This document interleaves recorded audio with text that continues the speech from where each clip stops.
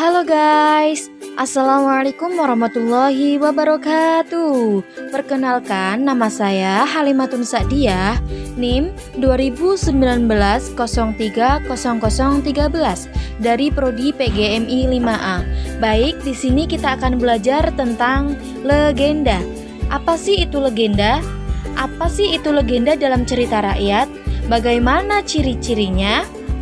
Apa saja strukturnya? Apa saja unsurnya, serta apa saja legenda dalam cerita rakyat tersebut.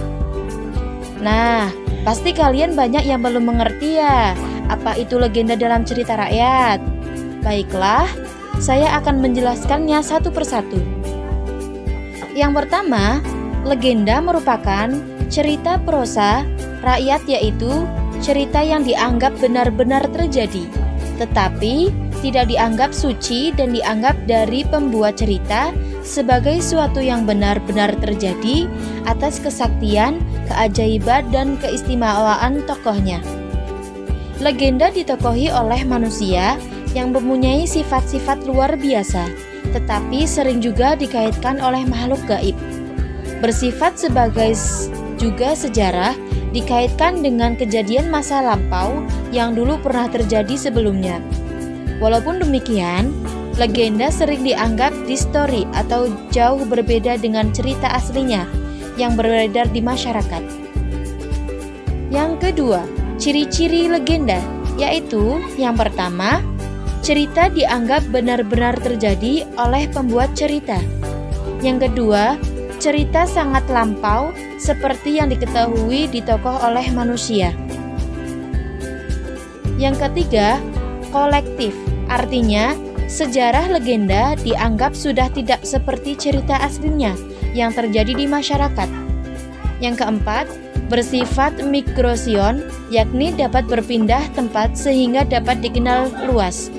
Yang kelima, bersifat siklus, yakni sekelompok cerita yang berkisar pada suatu tokoh atau kejadian tertentu, bila di Jawa disebut panji. Yang ketiga, struktur legenda, yaitu yang pertama, orientasi, yakni bagian awal dari sebuah cerita.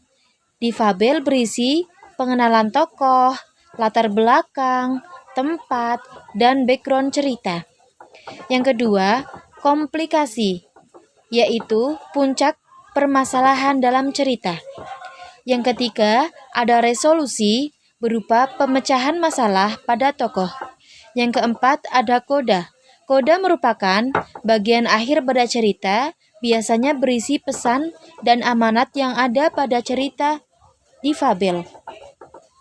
Yang terakhir, contoh teks legenda yang ada ialah yang pertama, cerita Malin Kundang berasal dari Tanah Minang, Sumatera Barat. Yang kedua, cerita Tangkuban Perahu berasal dari Tanah Pasundan, Jawa Barat.